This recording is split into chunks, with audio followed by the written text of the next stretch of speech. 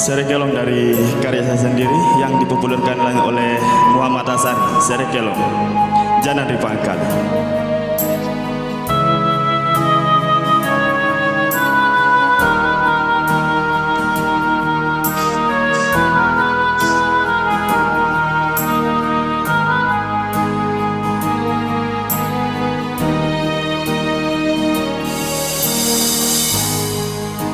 Kenapa majulah baji bungaya nanu tepomi ane tangkena aule pala nanyawan lebak kalompoami panganku nama boko kunci kalenu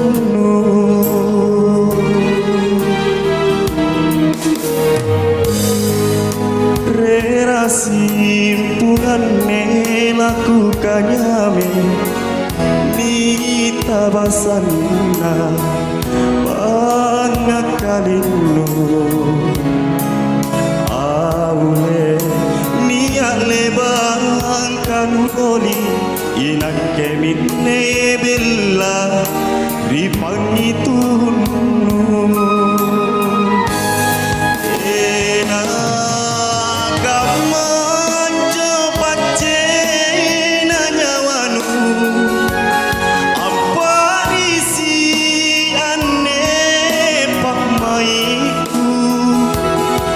parekan jenek mata sitin ria pamari sindu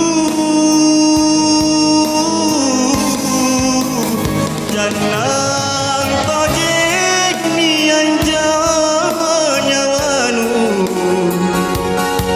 balikan lokot tak kabalea eremila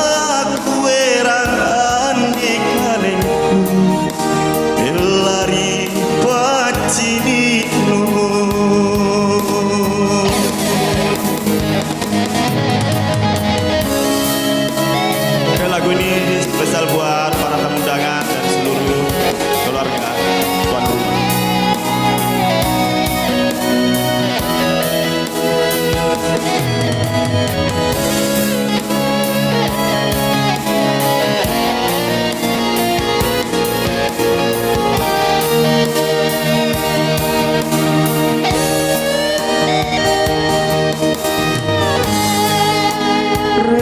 Simpulan melakukannya ni tabasana pangakalinu aule niat lebangkan uboli inak keminne bella ripangitunu